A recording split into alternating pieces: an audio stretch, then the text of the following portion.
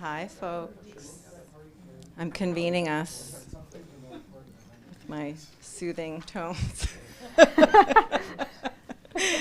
Hi, everyone. It's wonderful to see you and to hear all of this chatter in this room. Welcome back to the STS seminar. I'm Christine Lebusky, for those of you that don't know me. I am an associate professor in STS. I'm also an associate professor in the Women's Gender and Sexuality Studies program, WGSS, which you're going to be hearing about a little bit today, along with faculty member John Agri and Lois Wen, who is on Zoom. I helped to keep the seminar series running this year.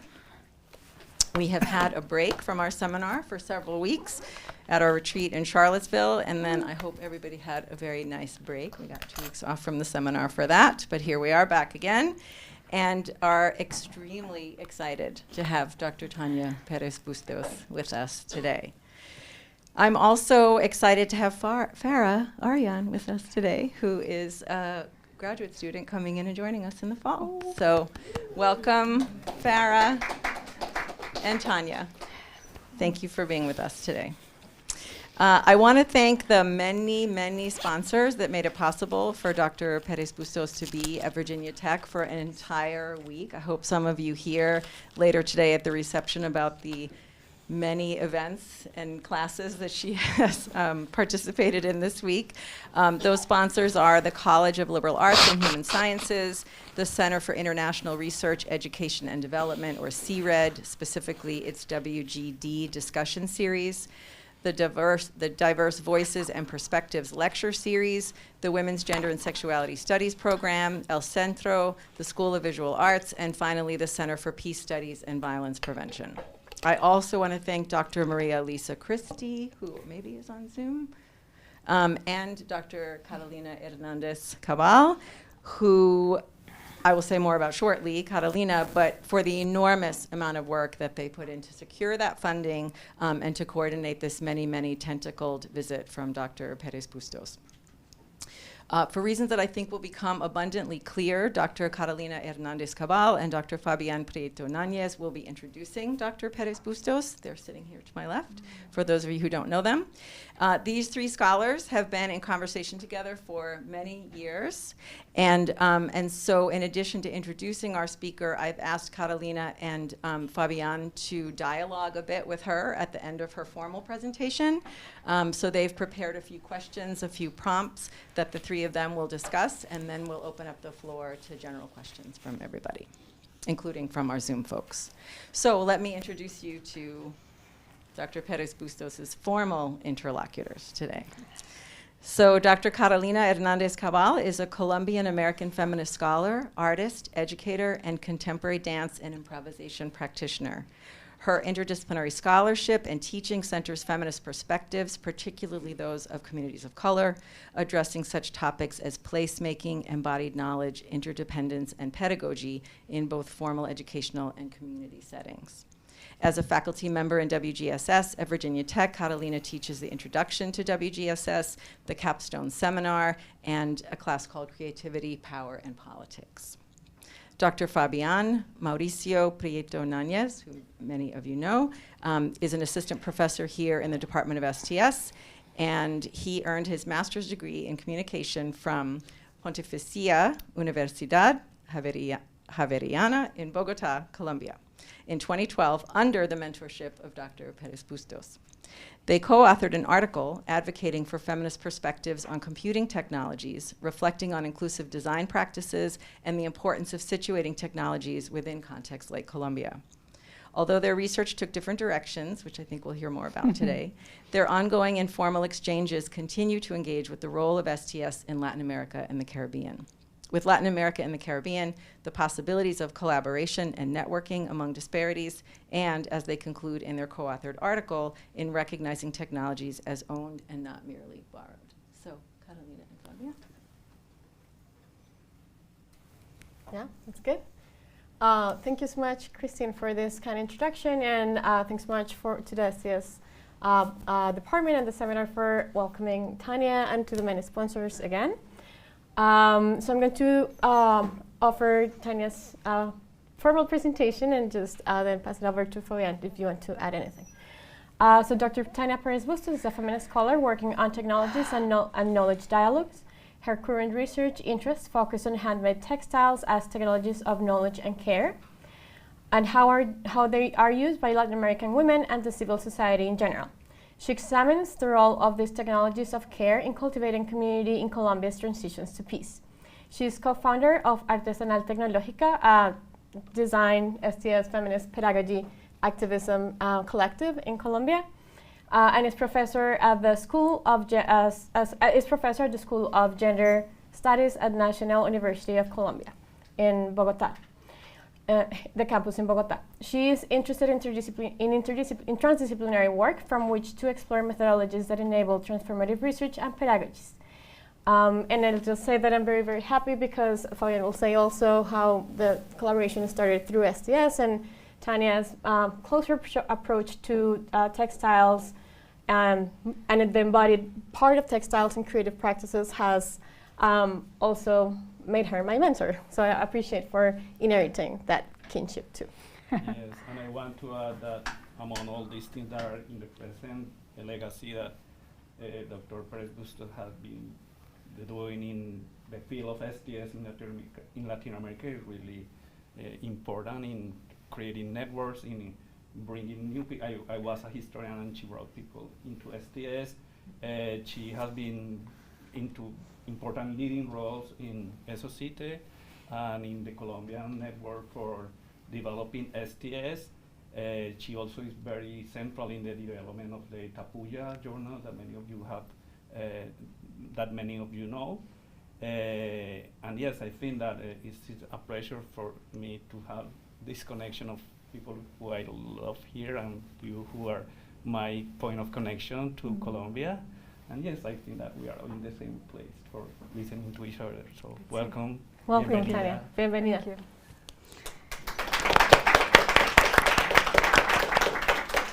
you. Okay, let's see how it goes. Well, I'm here thanks to the love and deep appreciation of two Colombian colleagues and friends whom I have seen grow and blossom and who now work here at Virginia Tech. If I had not met Fabián Prieto Ñañez 15 years ago, if my memory serves me correctly, I would not have crossed paths with Catalina Hernández Cabal, witnessed her genuine feminist quests, her interest in materiality, the moving body and its politics as ways of creating and imagining technologies of knowledge. It was Catalina's persistence that brought my work to the attention of Christy here at the Women, and also Maria Elisa at the Women and Girls in International Development, and Christine Labuski, organizer of this STS weekly seminar. And for those of us who have built our academic careers in the South without studying in the global North, these transnational bonds that are rooted in affection and care are significant. They matter. They make possible this encounter with you today. And I want to honor that. I do not want to diminish the merit of my work, but rather to emphasize the importance of personal connections and affectionate ties in breaking into the geopolitics of knowledge circulation. Thank you, Catalina and Fabián, for your careful and caring work and for your interest in mine. And thank you for drawing the attention of others to what I do. And thanks to Christine for this opportunity to share my work at this scenario with you today. And to start my presentation, I would like to ask each one of you to take a moment to examine what clothes you have chosen to be here today.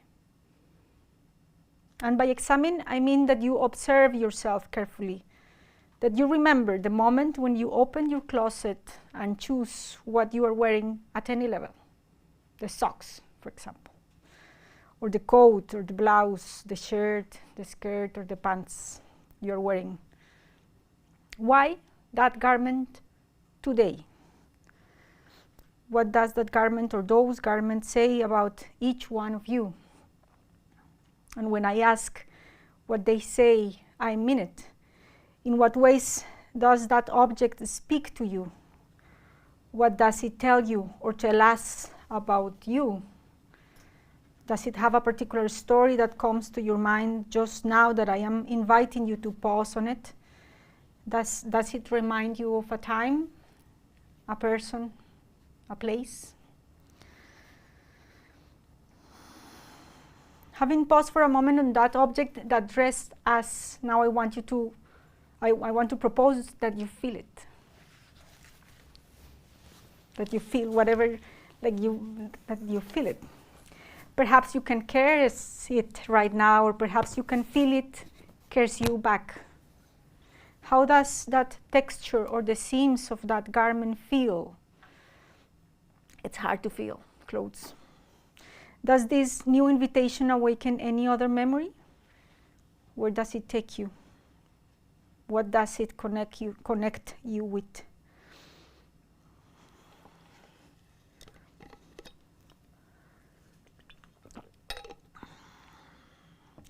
Kin is a making, a way of being together, of encountering beyond the sharing of so-called blood ties. As such, and following Sarah Ahmed's proposal about the matter supporting orientations and relationalities, I argue that kin as making is a more than human practice of proximity that materially shapes who we are. For this feminist author, this existence, this who we are, is defined by that which touches us, which entails a relationship of inherited intimacy, but also an orientation towards closeness. Neither inherited proximities nor the proximities towards which we are oriented are given. They become through labor, through relations of care. I write this while thinking with a poncho I received from my mother, or rather my mother's hands, a while ago. It is a khaki textile piece woven with vicuña wool in Salta, Argentina. It is old, and it belonged to her grandfather, but it was not originally his. It was from a relative of whose blood relation she had no knowledge. The poncho is soft and slightly heavy.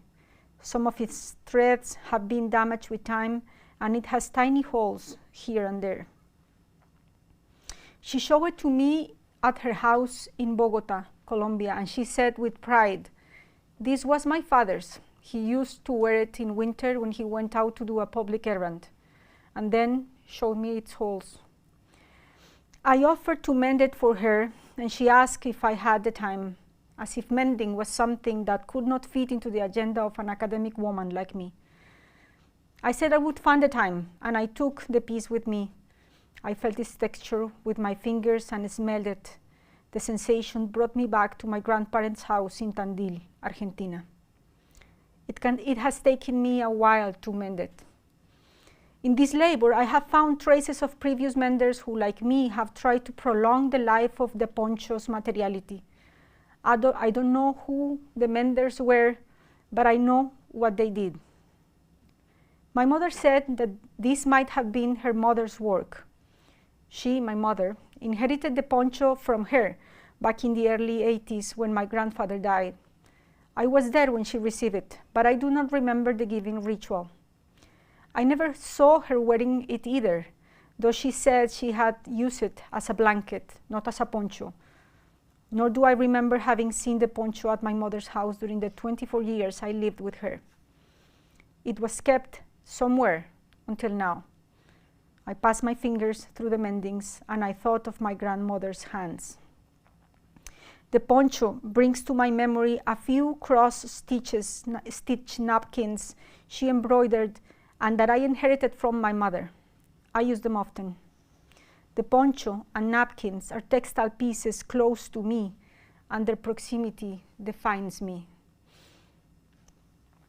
Proximities are inherited. Proximities materialize kin, and kin are material makings. Proximities are ways of thinking with threads about life. In the words of Amy E. Elkins, everything starts and ends with an encounter. And encounters are material makings, acts in which relationships are created. Textile crafts teach us, in particular, about those bonds in which we get together across distances and times. A century is in my hands when I hold my grandfather's poncho, just as the oniric times of my mother when she slept under it are also there, as well as the moments of reparation that my grandmother spent with the weaving falling apart in between others of her labors of care. The scarcity of my own time to repair it is also elicited in the texture of the poncho. Threads compose this texture in continuous need of mending. Vicuña woven threads now broken are held together by cotton threads that were held by my grandmother's hands with a threaded needle in them. In this more than human becoming, kinship objects are created, and we are created with them. Our relationships are created. The material quality of textiles having a face and an underside configures relationships with the body, to the point of being the body, being skin open to the other. Thus, textiles say something about us through its right side, and they embody, materialize a bond that literally touches us through its reverse side. I'm touched by my great-grandfather's relative when I touch his poncho. Even though I do not know who he was, the woven texture once cares his skin, and it's my skin that cares its texture now. The same could be said of my grandmother's embroidering and mending.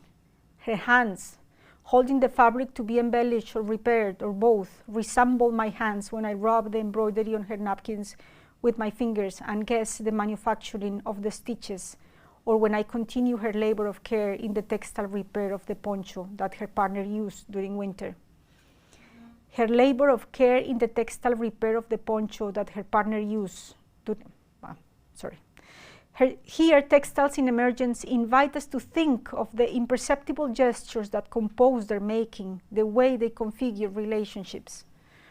How a threaded needle is grasped, the intention and strength that it is put into its movement, the materials that are shared when this making is undertaken with others, and the atmosphere of that making together, all configure companions and make kin. These are material bonds in the sense that they invite touch and being touched, making and being made. To touch is a matter of response, Karen Barad tells us, and as such, it is an ability to acknowledge alterity. Touching the other is touching all others, including the self, and touching the self entails touching the stranger within.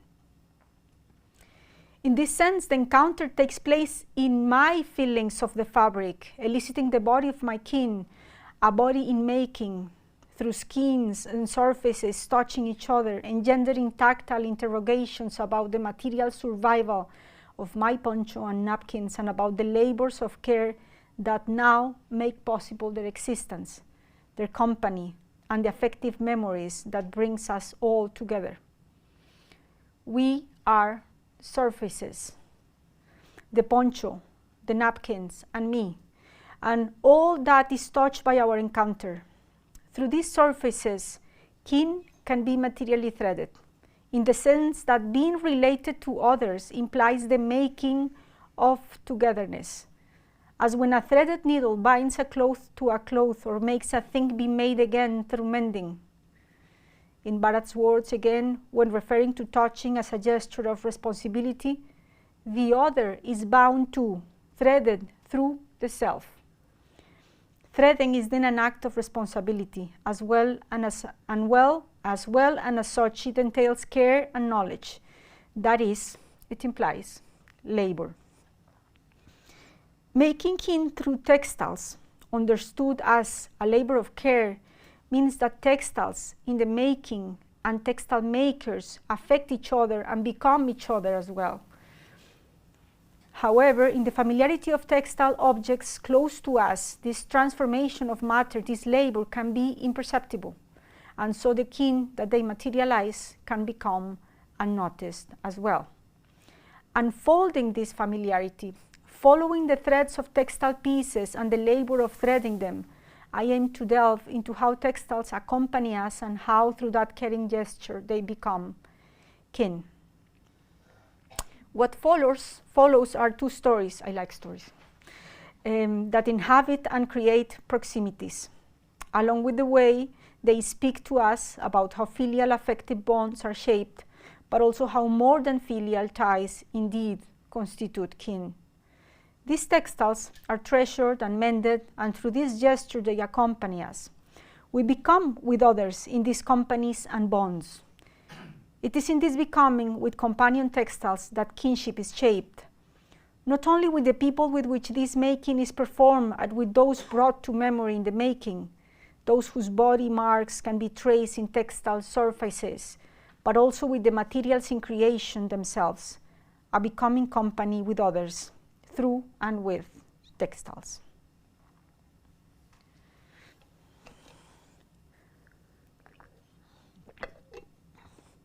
Kin materializes in the everyday use of objects. And this means that what connects us to others, the affinities between us, is produced and sustained by our intimate engagement with materials. Objects, especially those that surround our domestic environments, those inherited or passed on by a close person, for example, elicit feelings towards that togetherness and we are part of. But they also hold the feeling of being together as well. While threading kin, objects close to us also become kin. Looking at mundane things and wondering about how the continuity of life passes through them is a way of understanding the ordinary complexity of kinship materiality. Now this complexity unfolds differently depending on the materiality itself, on the mundane objects that surround us. The feeling and stories that emerge from the use of an inherited vessel are shaped differently from those that are engendered when touching or wearing a cloth that belonged to someone close to us. The physical properties of matter in different objects have distinct ways of keeping traces of their use. The wear and tear of a vessel does not reveal the bodily traces of those who have used it as clothing. However, textiles close to us, close to our bodies, when inherited, keep the memory of our bodies in their shape, their texture, and their olfactory properties. This material memory embedded in textiles is enhanced when considering pieces that are handcrafted, since the relatedness that they embody and propitiate in their use unfolds when one realizes that the body who has transformed the matter is the same one that later is contained by its creation. In the words of Marshall Sachlins, there is a mutuality of being between crafting and using. Thinking about this with and through textiles, I would add these shapes, this mutuality as intimate. Handcrafted textiles that accompany and embody kin make intimate relatedness both when the object is created and when the creation is in use, close to our bodies, touching us and being touched by others. Sometimes kinship textiles, those used and crafted, bring together family lineages, but in the labor of making kin, they can also extend our idea of family and contribute to shaping relatedness in a broader sense. This is the case of Anna's grandmother's purple sweater. As my grandfather's poncho, this textile piece is old and its materiality is breaking apart as well.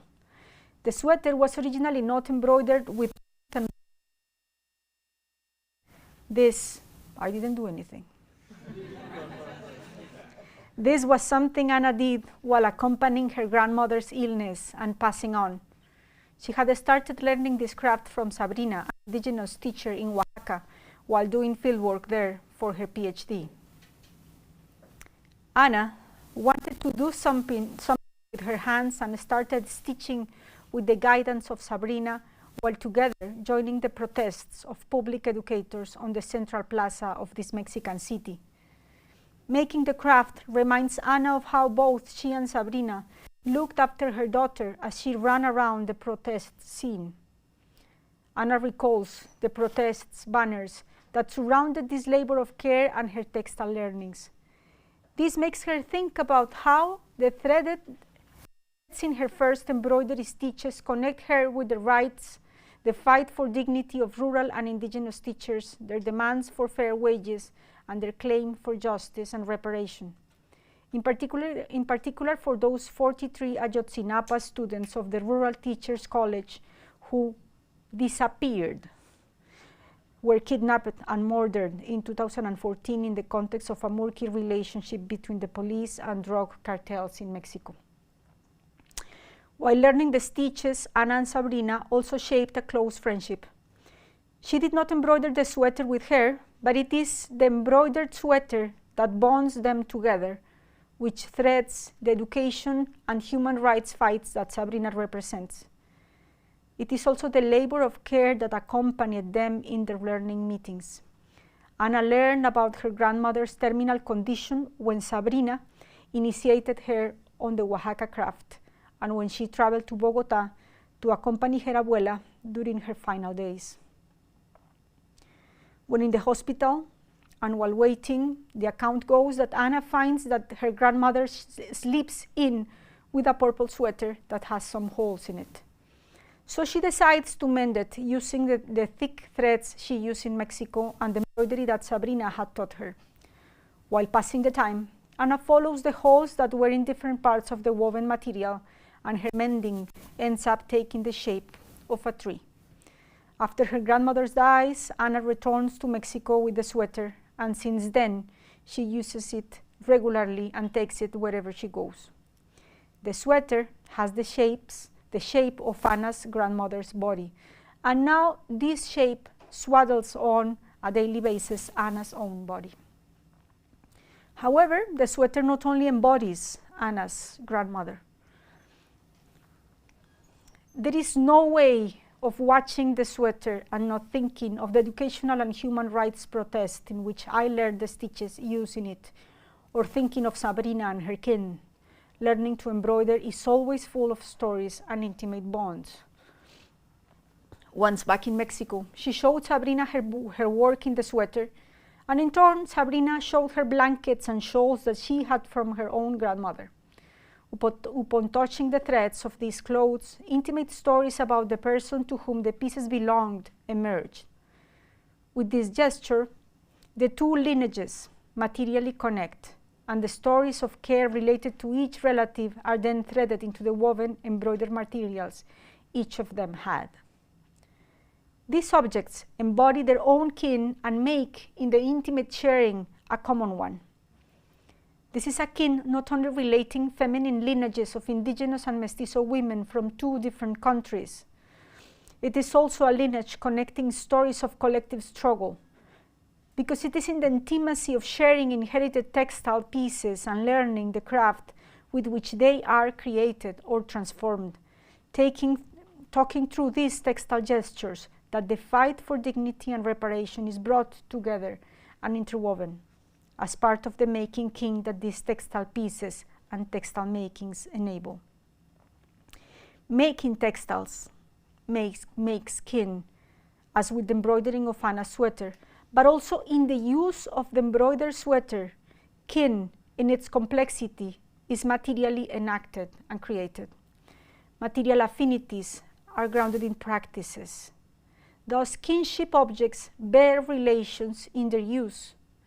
It is so that the bonds are sustained by the portability of Anna's grandmother's sweater as a canvas to practice embroidery, and in this gesture, Sabrina, the teacher, and her context of precarity and struggle are brought to the company of Anna's during her grandmother's departure.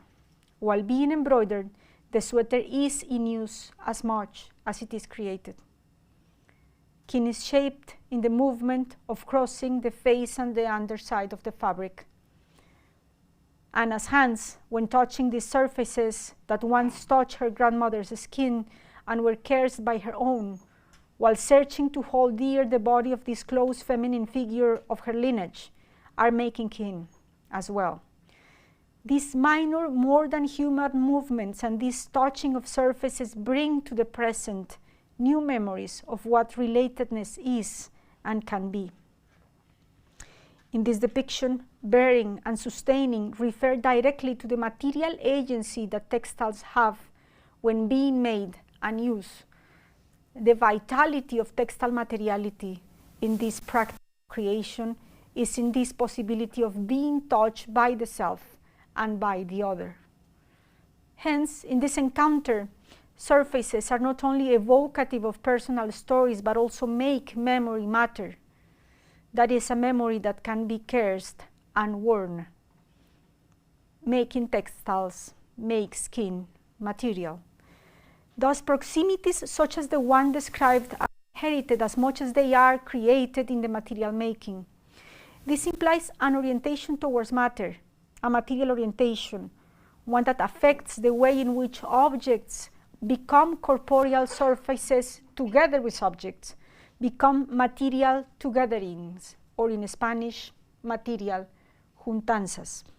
Kin, as a juntanza, as a material togethering, does not precede the relating. All that is the fruit of becoming with. Sabrina and Anna, the purple embroidered sweater, Sabrina's grandmother's shawls and blankets, the educational protest on the Oaxaca Plaza, they all become kin with each other through textile making. It is the threaded needle on Anna's hands being oriented by those of Sabrina, the starting point of this bonding together, of this material juntanza, of this material togethering that is textile kin. The point from which the world unfolds, the here of the body and the where of its dwelling. Being able to notice this unfolding in which threading and needle takes place reveals a corporeal, affective, practical, and collective labor of care, one that allows Anna and me to appreciate kin in a sweater or a poncho in need of mending. Through this labor, a companion textile, sometimes unnoticed because of its familiarity and proximity, is able to respond to the reflexivity of the one who touches and mends it, a gesture not sporadic but repetitive. Appreciation here is a practice of responsibility through which matter is shaped as accountable for someone, and it requires epistemic and sensory conditions. In the case of textiles, such as the one presented here, this refers to the entanglement of Sabrina's teachings and Anna's learnings, materialized through wool threads that shape a tree in a fabric in destruction owned by Anna's grandmothers, a materialization that has as background a social protest and the care of loved ones. Textiles are shaped by the labor that brings together these entanglements, these material juntanzas, these material togetherings, and in turn, as Ahmed reminds us, while body do things, things might also do bodies. Textile takes the shape of the work they do, embodying the corporeal surfaces that have made them, including here the emotional geographies and backgrounds from which they have emerged. Now, labor must be stressed here. The repetitive, intimate gesture of learning to stitch is amplified by the work of caring for those growing up, fading away, and struggling to survive, a repetition that is not only embodied by Anna in this particular case, but also accompanied by Sabrina and the other textile material juntanzas, material togetherings that bind them together. Repetition is also embodied by those who have arrived before them, human and more than human. Hence, the knowledges, materialities, and practices inherited by Sabrina and passed to her by her lineage in such a way that now she can pass them on herself together imply repetition. Repetition is also woven into the textile making that accompanies the upbringing of Anna's daughter and the death of her grandmother, but it is not only found there. This labor is equally embodied in the doings of all those women, mainly, who have made textiles before and now make them as a way to achieve economic autonomy associated with care work, making textiles from their own homes as a subsistence mechanism, and at the same time being able to take care of their own children. But repetitions is also embodied in the hands of Sabrina and Anna while stitching together in the middle of the educational and human rights protest on the Oaxaca Plaza. This gesture is in the hands of those arriving before them, the women who held needles in Chile, to document the atrocities of Pinochet's dictatorship, as well as the internal displaced women in Colombia to stitch cushions and tablecloths to dignify their homes after the dispossession of the rural territories. There is labor in textile activism. While textile making makes kin, kin in turn makes textile making. In this repetitive gesture, a diversity of labors of care emerge. In them, material memories are also created. This can be traced in textile companions such as Anna's sweater and be appreciated as collective, intimate, and more than human juntanzas, more than human togotherings that make kin and are made by kin. The making kin that takes place through textiles and their particular material properties is a continuous labor of co-becoming. In it, Anna and her companion sweater engender and inherit multiple other material juntanzas that will also be passed on, worn, and touched by others. And these intimate inherited proximities precede this particular textile kin, but it also survives it. In this collapsing past, present, and future temporalities found in mending and embroidering, textile companions continue sustaining relatedness as they have done in the case of Anna and her complex lineages, and will do with others to come, including us.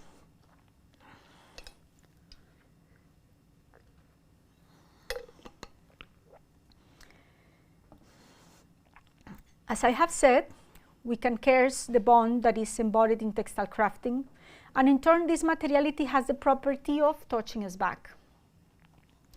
These two gestures materialize in the face and the underside of textile fabrics are intricate and inseparable. The back of an embroidery, for example, holds together the labor and the beauty of the threaded figures that are visible in front of the cloth. However, this intimate dialogue between the front and the reverse of a textile is of invisible shape, as it is the type of relatedness that it brings together. One does not wear clothing inside out. Seams and knots of stitches are meant to be touched by our skin, not seen by those with which we gather. Nonetheless, that which is not seen is that which swaddles us.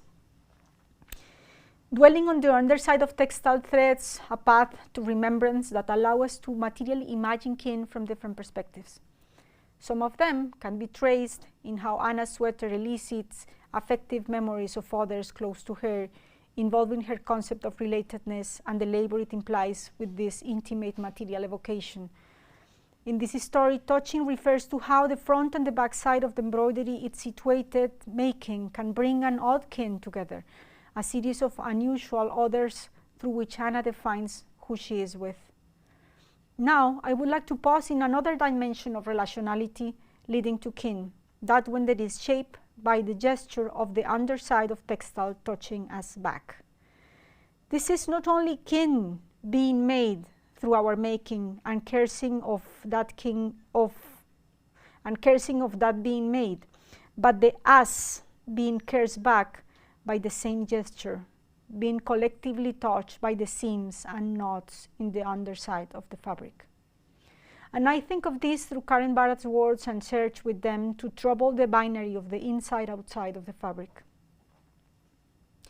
If textiles materialize skin as they do, when we touch them and when they touch us back, it is the us who, in the very act of touching, are being troubled as well, in the sense of being materially bound to the depth of the other, that which is threaded to the self. Those were Barad's words. Next, I unfold this texture of kin by bringing to the fore the reflections of a series of women who have thought about it through their textile makings and the way they have affected them, touching them back. First, I think with the voices of some Chilean textile activists brought together by Soledad Muñoz in her work, The Underside of the Arpillera, to then pause in a young anthropologist's reflections materialize in a mended sock she keeps in her closet. In her work, Muñoz explicitly invites us to think with the underside of testimonial handmade fabrics and with the hands and voices of their makers to connect with the political genealogies with which these pieces become. Thinking with another Chilean artist, Daniela Pizarro Torres, about the profound meaning that is in the back of textiles, Muñoz collects. The underside is everything that cannot escape from the present. If I omit it, I'm wanting to build a memory that is not troublesome. The reverse is the conflicts, the complexities. It is everything that cannot be hidden, but it can neither be said because it's the underside. It is the traces, the stains. It is like wounds, like sutures too. These traces of material memory that Pizarro Torres in the Muñoz film refer to the reverse side of arpilleras. Arpilleras were textile pieces sewn during the 70s in Chile to denounce the human rights violations of the dictatorship. In relation to this, Muñoz continues to say that arpilleras have survived the ancestors who disappeared during this dark period. They survived to tell their stories as well as the stories of their disappearance. Here, arpilleras are kinship in themselves. They cannot be understood as only materializing a relation. They are kinfulness, part of a frayed lineage whose mended existence has materially survived with them. The bodies of those disappeared are remembered by arpilleras, and remembering is a way of being touched back, because the harm inflicted on those bodies is extended to the bodies of their kin, and because arpilleras are kindred, their being is mutual with that horror and suffering. This implies a mutuality of being. It is not that arpilleras act on behalf of those assassinated during the military regime in Chile, but that their forced disappeared existence and the arpilleras are together, both in the dying away of many as much in the material survival of the textile others. Now, when surviving their kin, arpilleras touch those who make them, who in turn are their kindred as well. The women who crafted these pieces, the arpilleristas, gather scraps of cloth, some from the garments of disappeared family members, and use them to tell what was happening on a daily basis. The people who were detained and assassinated, the hunger strikes, the power and water cuts, the food shortages.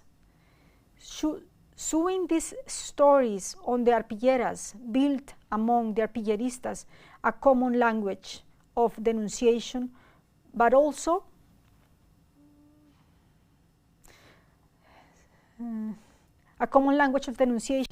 of creativity and hope.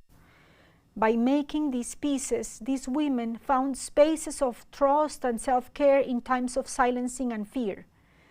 Making these pieces was an ease for these women, their way of bringing their bodies in the face of what was happening, of pausing in the sewing to document their experiences, to denounce the human rights violations, but also a way in which that pause allowed them to meet with others and there as well to share their pain and feel contained. Arpilleras contain arpilleristas as they contain stories of their sufferings. In other words, besides documenting the horrors of the Chilean dictatorship, these pieces are the hands of those who lived those horrors.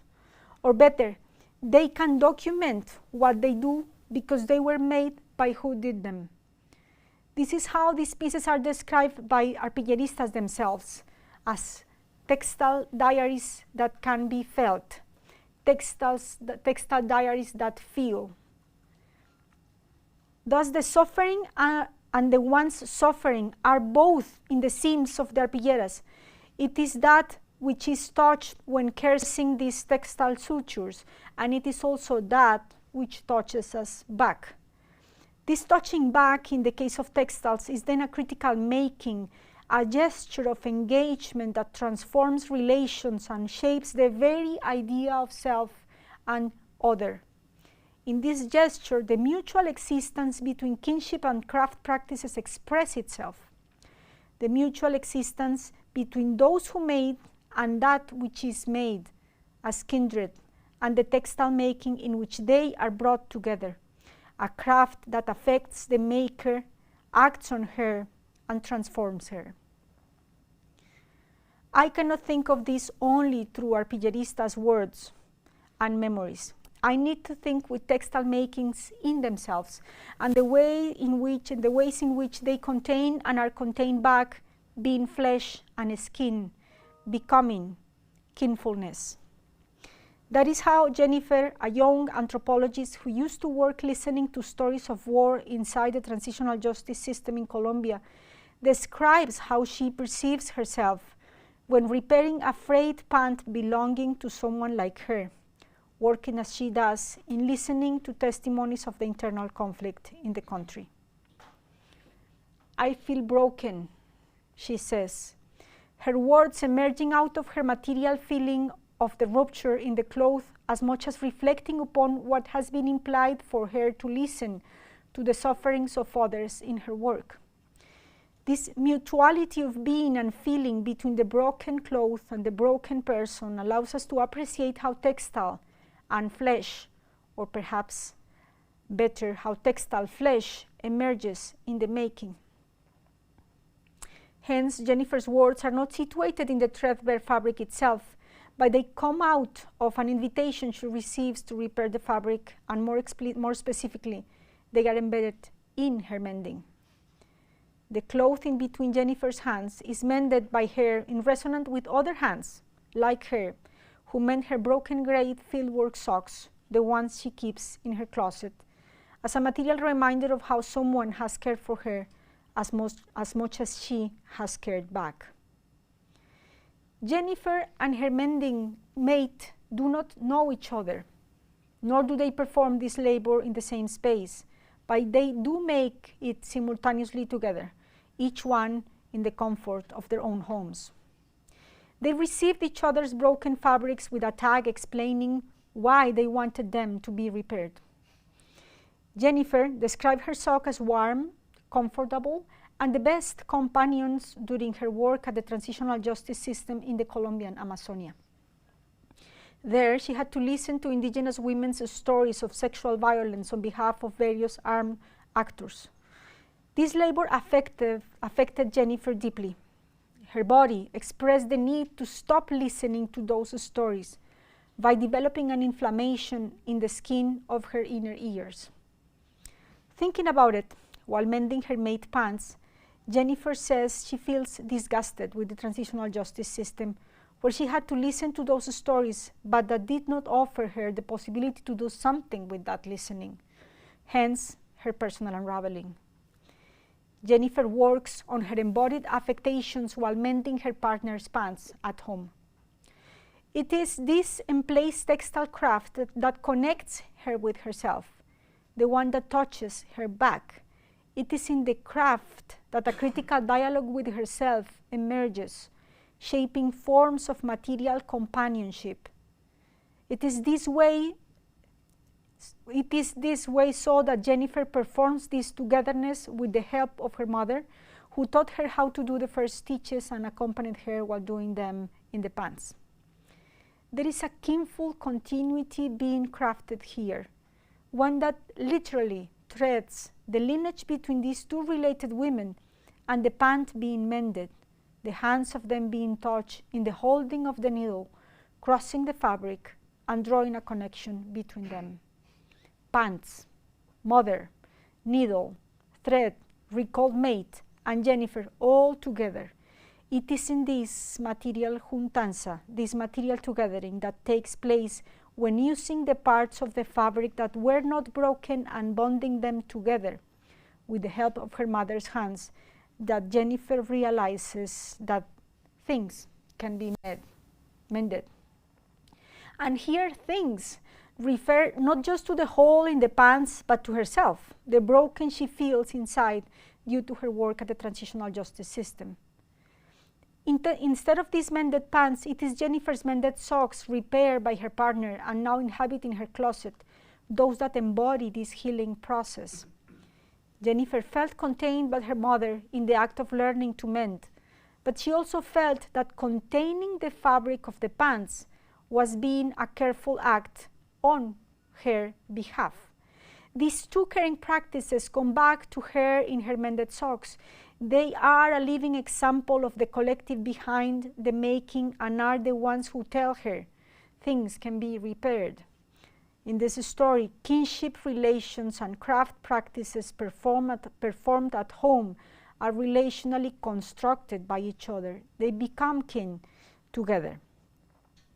Someone else, whom Jennifer does not know, took the careful work of mending her socks as she took care of mending her pants, both of whom did that textile labor with compassion.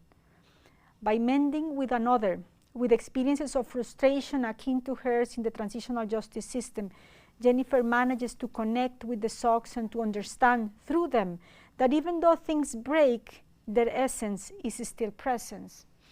In her words, the torn sock and the mended sock remains a sock. It is this materiality, the sock, broken and mended, the one touching Jennifer back, the one being Jennifer.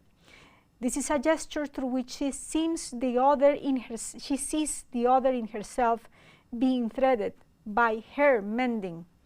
And here the mended socks are not kin to Jennifer in the sense that they allow her to understand herself as intimately related to the making of that materiality. Hence, the socks in her drawer, besides being a living memory of those intimate repairing encounters, are waiting for Jennifer to return to the field, to meet in a different way with women who, like her, have felt pain, and to share with them as she has shared with her mother and her mending partner. This encounter will be different in the sense that it might involve non-instrumental listening, and as she has experienced in her work.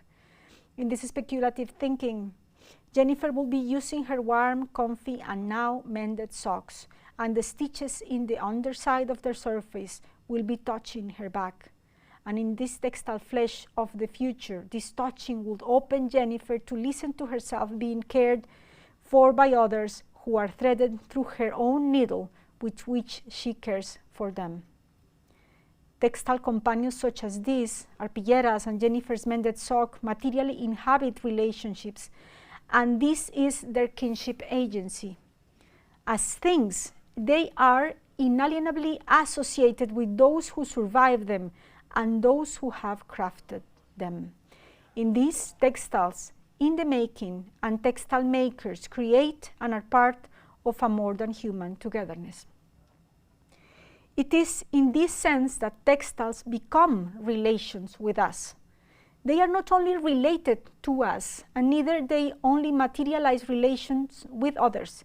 They are, as we do, relations in themselves. They are kinfulness.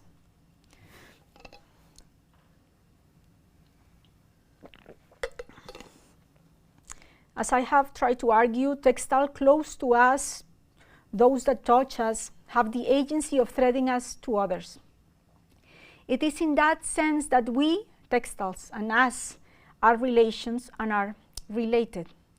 These affinities and proximities that emerge with and through textile makings are produced and sustained by our own intimate engagement with the materialities that compose them. That is, through the ability to craft and to mend them. These are abilities that emerge out of the very idea that we are materially embodied and that we are part of the fiber that sustains the fabric of life. I say this not in a metaphorical sense, but in realizing the centrality that textiles have had and still have in our evolutionary existence. Textiles, from fiber to thread to fabric making, have always accompanied us, have sheltered us from the cold, and have allowed us to collect food and travel the seas. Understanding the company embodied by textiles is profoundly important to critically dimension and transform relationships with these objects and between them and us. And for closing, I'm interested in arguing that kin relationships are also materially configured by how we engage with textiles as commodities. these pieces of fabric with the capacity of becoming contamination, waste, and environmental crisis do not cease being our kin.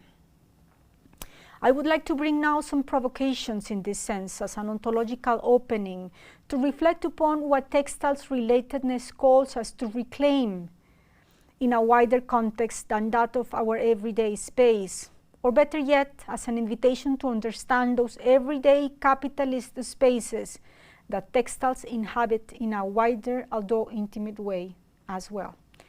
It is through the understanding that we are with textiles, that the possibility of engaging with their material decay is opened. Thus, we are with textiles to the point that they also allow us to intimately trace the crisis derived from our capitalist ways of making the world, of making ourselves, and of making textiles. I say this since textiles, as companions, are also responsible for most of the environmental crisis that we live in today.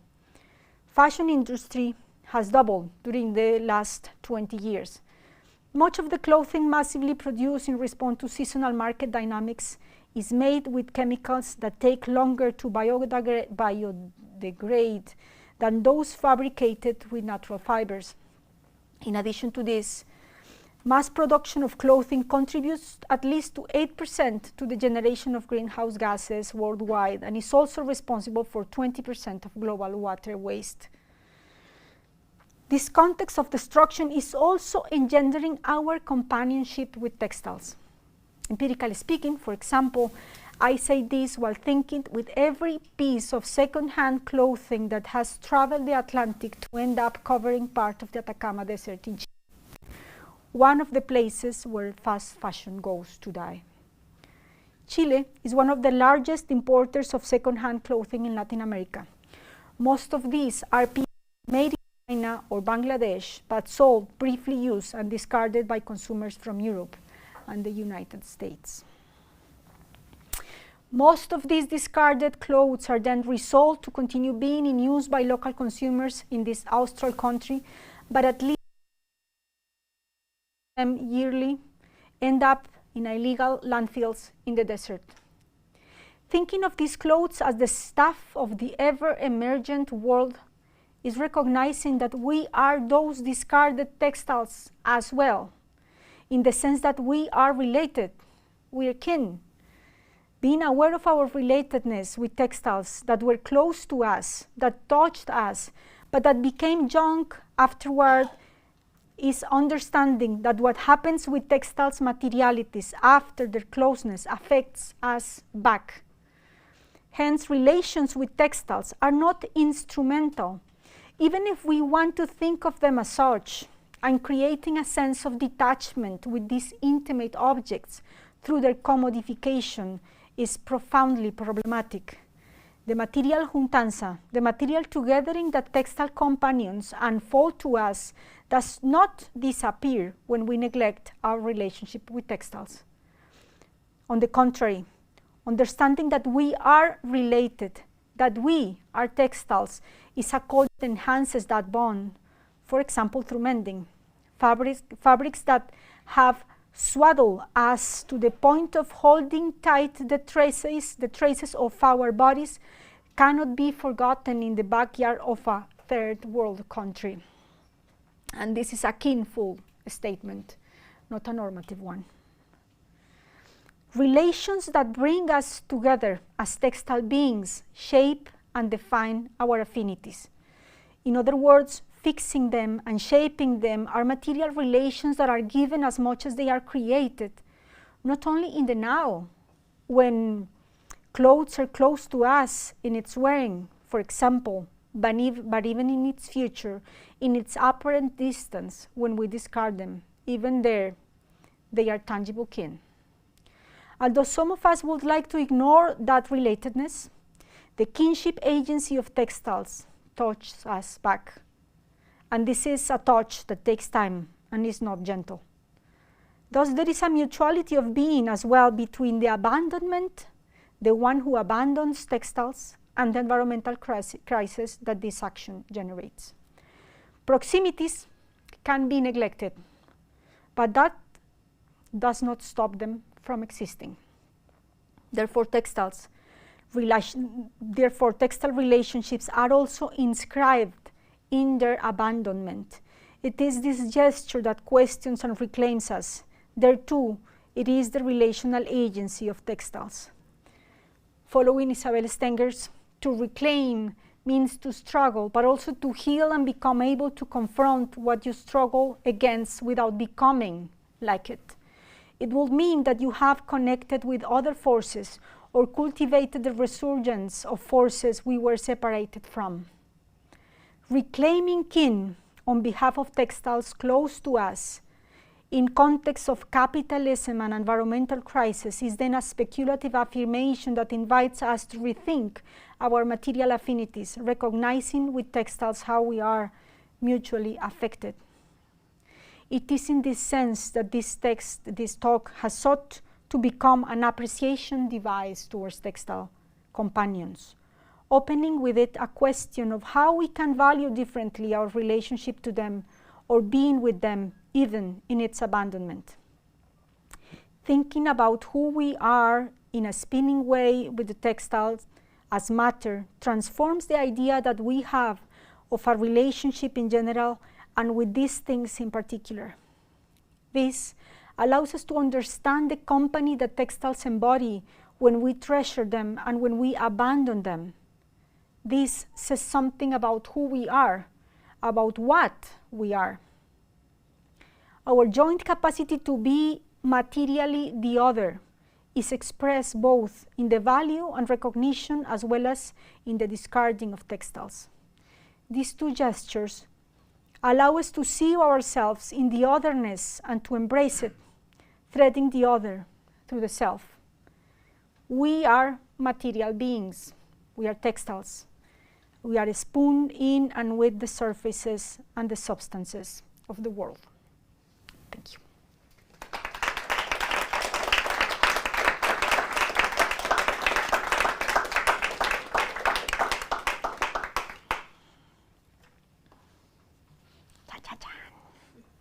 Good to see it. Thank you so much, Tania, for this. Is my mic okay? Yeah. Thank you so much for this powerful talk, reminding us of our kinships and kinness. We do have questions, but also we are aware of the time, so I was also curious if people want to maybe begin the conversation, and we can also offer later, but just in the spirit of opening the participation.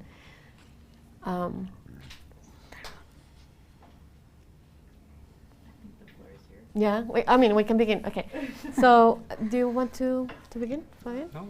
I'm just, again, one of the things that struck me the most in knowing your work for a little bit of a long duration has been how you position yourself as a scholar and also a practitioner of this with the awareness of your own materiality and your own kinfulness with this way of knowing and this way of engaging with materiality and methodology and the materiality of the knowing in itself. So I'm curious if you could speak a little bit about what would be the underside of the process, if you wish, through which the underside of the research process that allows you to reflect about this role of the making of textiles as the making of knowledge, as the making of alterity and kin. Just because you have this entire epistemology of what you need to do as a researcher to be able to know in the politics of who knows and what does knowledge does or how it's constructed. And so I wonder if you could speak a little bit about your own juntanza with this practice for you to be able to offer this as knowledge. Okay, thank you, Kata. Lina. Yes. My question goes also among those. Please. In terms of that was automatic. So it's okay. Yeah. So my question goes along the same lines of what Kata was asking in terms of the trajectory that is also not explicit here, but that following your work. You can see how through the lens or through the aid of STS, you had to get into these places. And I wonder also something that impacted me is like how you, this division between academic labor and making, because you talk about labor and you put yourself also as a worker in both spaces at some point, how this kind of conscious of being an STS engaged person with not only the topic itself or to the materiality or the concept, but also with the people that you had learned also to through practice, through a different kind of exchange that is not always like talking with the people. There is a lot of talking because you said like mending and weaving is a place for talking and listening, but there is also other stuff that maybe is part of like shaping this kind of arguments that shapes STS as well as a discipline, because it's like STS can be done in many different ways that I wonder if you can say, not to level how much STS is your word or this kind of stuff, but how, after all, how do you say STS making the space for these things to be researched, to engage it, or to talk about textiles? Okay, thank you, Fabian. Well, I started as initially, like it was mentioned, I was working with free software communities and computers, and that's how we met. There was a moment in which I had the chance of, I mean, there was funding, in Latin America, funding is scarce. So when you get funding, you just go for it. So there was this call on Knowledge Dialogues, it was called, and it was funded by an organization that supports the handcraft making. So I arrived to the topic basically by, I don't know, hazard. You know, like as we were talking today, it's an opportunity. It just came to me. I wasn't searching for it. It was just where the money was. And initially, I proposed a research in which I started working with communities of embroiderers in a region of Colombia called Cartago. And I was working with engineers in this process, with engineers that were developing not software, but this thing, wearables, yeah. So we were working with crafters and engineers, and I was lucky to be working with a very cool engineer, a woman, and she was very curious, and she was not a typical, I'm sorry if there are many engineers here, I'm sorry. She was not a typical engineer. She was very, very, very curious. And so I started to understand how the way she thought in terms of making, you know, like prototypes and doing things and then doing it again. It was very different than the way I, as an anthropologist, used to think, sorry. And the embroiderers were also thinking that way. I mean, they were also making things. So it's amazing. It's like they spend a lot of time making something that after that, they don't use it. It's like a complete, almost tablecloth, completely embroidered, but then something happened and they just don't finish it. Engineers do that as well. I mean, they do all these really wonderful prototypes then, and they don't work, but they haven't spent a lot of time doing that. So I started thinking through the making of these two very different styles of thought, in a very hierarchical relation as well, because engineers wanted to do something that was useful for these women. So I started to see myself as someone who could be able to to show engineers, in this case, that these women had knowledge in their hands, that they knew what they were doing through what they were making. And this was not something that I was understanding in my head. This was something that myself had understood through the making, because I remembered this ethnographic moment in which this woman said to me, is like, I cannot show you. I cannot tell you what I'm doing. You have to do it. You have to do the embroidery so you understand what I'm and this is beyond tacit and I don't remember the other type. The explicit, and it's beyond that. It's not that. It's another way of knowing. Because they were not only trying to produce something, the producing of the something was making many other things. So that was very revealing to me. So I remember graduate student that was with me, and she said to me, "Well, I know how to do very good interviews. Why do I have to learn how to embroider?" And I was telling her, "Well, that's what she's saying to you, that you have to do that." It's like not everything goes through words and questions.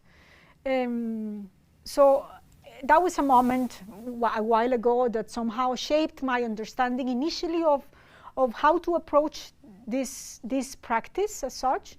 But I think more importantly, with time, I started to understand that this way of thinking through making, or this making through thinking, was also a methodological device. So it was not only something that it was useful, let's say, in terms of I don't know, knowledge production. It was not only a knowledge production practice based and only useful to understand this white work of embroidery.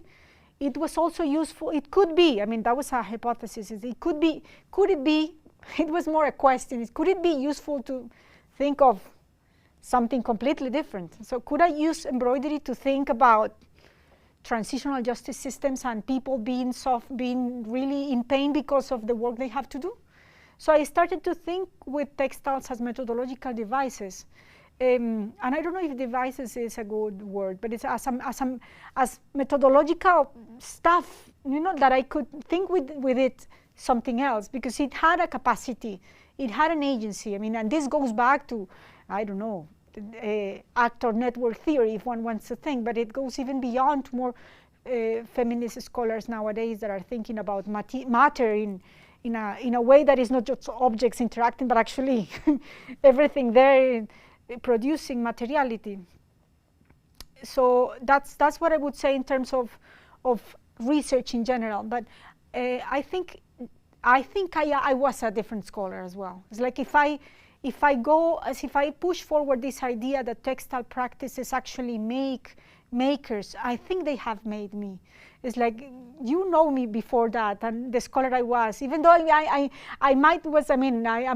don't want to take merit out of my work, but I do think that textiles have changed me, changed the way I see the world. So the way I teach, so the pedagogy, like when I remember us talking about, I think I have somehow become some sort of artist, let's say, in the pedagogical space. You know, like my research is not only, and I was telling this yesterday, I think my research is not trying only to conquest textiles and put them into the history of STS.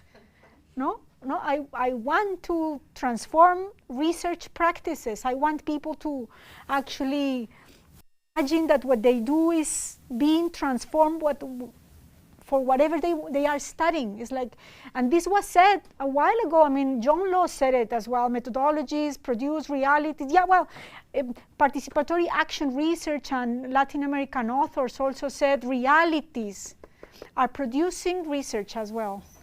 And I think we need to be more humble. I mean, I think that I need to be more humble with the realities we work with, in terms of realities that are so unbearable, not to say something else. So I think in terms of this, I would say that textiles have changed my academic work. I could keep talking, but there are more questions. Hello, can everyone hear me? Okay. Yes. Thank you so much for this talk, which is so generative, and I have so many different thoughts going around in my mind. I just wanted to ask if, to invite you to speak a little bit more about the stains. You said the underside has the stains, the traces, the wounds, and it made me think about bodily fluids, and to what degree, about bodily fluids in general, and gender, and how much that's played a part in your thinking. Thanks. Yes. That's a research to do. Yeah, I'm sure. It's like when you take off your underwear and you see the stains there, you know, the fluid stains, and they are very hard to take off. You can, I mean, there is no chemical soap able to imagine. But I do think that textiles, one of the properties, I mean, of the agency that they have is actually to contain body fluids, and that is what actually makes them so easy to embody. Not, I don't know if easy is the word, but when someone dies, one of the most complex things is get away from the clothing. If you are faced with the closet of your mother's death, it's like, I know people that just, I don't know, for years, they keep those things there. And that's not just because textiles, they can keep other things, but textiles embody somehow that person, and that's because of the fluids. As I mean, if we think of it materially speaking, it's the clothes hold the smell of the person, and it holds it because of the organic materials in which they are made. So the smell can live into the cloth for a long time, and you can say this. I mean, it's a joke, but it's not a joke. And if you think of sexual harassment and the role that underwear has in that case, so for example, there is a textile collective in Colombia that, for a feminist textile collective, that they intervene underwear textiles, and on 8th March and the 25th of November, they just hang calzones, panties that are intervened as a claim. But you can also see men passing by and wanting to smell those things. So it's really not all men, but some men. Let's say, I don't want to make a bold statement. I'm just saying that the smells. I mean, it will be interesting to work on this with an STS scholar working on smell, because there are smells of smells. So the clothing can support perfumes, but it can also support sweat, and sweat is racialized. We know that. It's like there are contexts in which sweat is a way of signaling someone because he or she smells improper, depending on where you're from. So and you can think of other fluids like blood, for example. In the case of Chile, you can see many shirts being hung close to September 11. There was a September 11 before September 11 here, just for all of you to know. September 11, 1973, it was the coup d'etat in Chile that brought the dictatorship, and many people disappeared during that long period of war. And those disappeared, for example, are represented through clothing that actually belonged to the people. So very generally, it's like I haven't studied in detail odors and fluids, but what I can tell is that these materials, for example, in terms of labor, if you see crafters, embroiderers, they spend a lot of time with a clean cloth, and when they are going to sell that, they have to do a huge job to wash it, to take away the smell of the sweat of the hands that have made that. So you can buy that and it seems new, yeah, but it has been longly used. So I think it's a very interesting question. I have to continue thinking of it with others.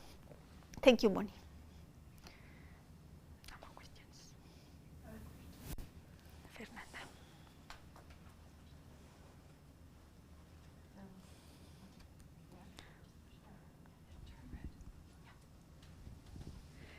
Hello, Tania. Hi, Fernanda. Thank you so much for this. As others said, so powerful. Yeah, and touch us inside, actually. I'd like to add, if you watched the movie I'm Still Here, if you have, No, not I yet, okay. So I'll not talk about it's it. on my list. Yeah. No, because there is a scene that is centered on clothes, but I don't wanna spoil Spoil it yes. to me.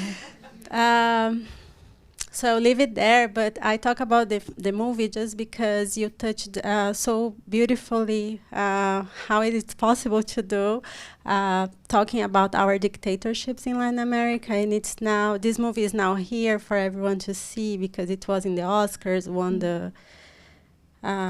the best international picture.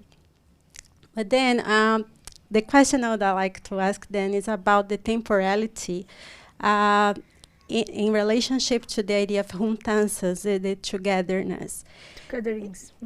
Because I was thinking of the way that indigenous people do their clothing kind of thing. So using, for example, in Brazil, genipapo, a kind of thing that you can paint yourself, and then you feel that you are in clothes, right? That comes from your ancestors, that design and all that are pictured and embodied at that moment. And then with the genipapo, after 15 days, it is not there anymore. You can just wash yourself, and then it is not there. It's a different relationship to clothing. That we can learn as well. So I'd like to ask if you have thought about this relationship between time and temporality and the togetherness and juntanças. Thank you, Fernanda. It's a very good question. And it's very common. Like there is this indigenous community in Colombia, Los Gunadule. They are located in the borderland between Panama and Colombia. And if you ever go to Colombia, there is this beautiful handcraft called molas. And these are, it's kind like, just not to get too much into the detail, it's very kind like quilting, let's say. So it's, yes, you can see it here, a small piece. So it's pieces of fabric, one on top of the other, all of it handmade. So it's hard to tell which one is below, so that it's an issue as well of scales. And what is interesting about this, and I think it's related to something we talked yesterday. Can we? Yes. It's her money in here, so please don't.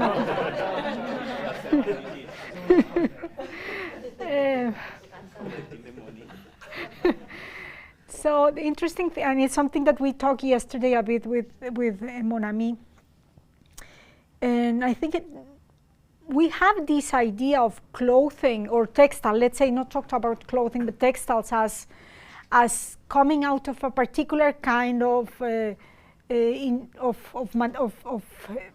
my English, let's say out of cotton or linen or wool. So we have this idea of things soft that somehow, we don't think of textiles, for example, in terms of basket weaving, for example. We don't sometimes we don't think that basket weaving is textiles, but I think we shall question that a bit, because sometimes the technology needed to produce cotton, a cotton shirt, a cotton fabric, is one that is very different than the one from basket, or for example, tinturar. How do you say this? Like it's like dyeing things also. Dyeing, I mean, you can dye cotton, but dyeing was also using to produce color for other things. For example, to produce color for the skin, and also but producing the production of color as something used to paint a matter was very much related to the body, as much as it was transferred. Before it was transferred to anything else, it was the body, and then it was the clothing. Because cloth, as Friedrich Onderwasser would say, it's an artist from Austria. It's a second skin clothing. So in your case, it's very clear. So you have the skin, and then the color is creating a second skin, and then you can take it off. It's not like a tattoo. And you put it and you take it off. In the case of this handcraft, women from those communities, before they were dressed, they will be painted. And the shamans from this, I don't know exactly the word, and I'm sorry, of this community will produce particular designs, so the bodies of the women could be sacredly protected. And then colonization came, and they were not dressed. They were naked for colonizers. So they were naked. Even though they did not feel naked, they were seen as, same thing with womanhood. It's like womanhood did not exist until colony. I mean, women were people with something, and then they became women. Womanhood is a colonial construction, as clothing as such is as well. So in this case, for example, a way of convincing them of that they were naked, of course, evangelization and all this, they started to bring clothing and teach them how to knit. And with that information, they have created these wonderful things. In Guatemala is basically the same. Looms, and I mean, looms were done before, but it's the use of the traditional knowledge as a way of internalizing as well practices of colonization that then become identity practices for indigenous communities. So it's interesting because you have a lot of beautiful crafts that are not the original products. I don't know what's the word in English, but they were not originally made in Latin America. They might come from India or Czech Republic or wherever, and they become part of the identity of who we are. And if we think in this in terms of kin, with all this migration politics nowadays, one could say that, I mean, we're all made out of things that come from other places, and we are related to that. So to some extent, if we expand the idea of who we are, then the world stops being this thing of nations and borders and all that. So yeah, so I think it's important to extend the idea of textiles, not only about these things that we're wearing here, but also, for example, some beautiful necklaces and things that adorn us, that are, what is the use of this beyond me being nicely dressed? Or Christine shoes, I mean, why do they have to be blue? Like, you know, it's like color and texture and patterns and all that. They are not just, they are just decorations, but without them, who we are. So if we go back to those examples, then I think we can relate more to those that we feel that they are others. It's exactly 3 p.m. So I'm going to bring this to a close. And thank you so much, Tania, for this incredible talk, for this incredible capstone to your Festival of Tania, as Catalina has been calling it. She's been here Tania's for marathon as well. You can a week. So thank you. Let's give a round of applause.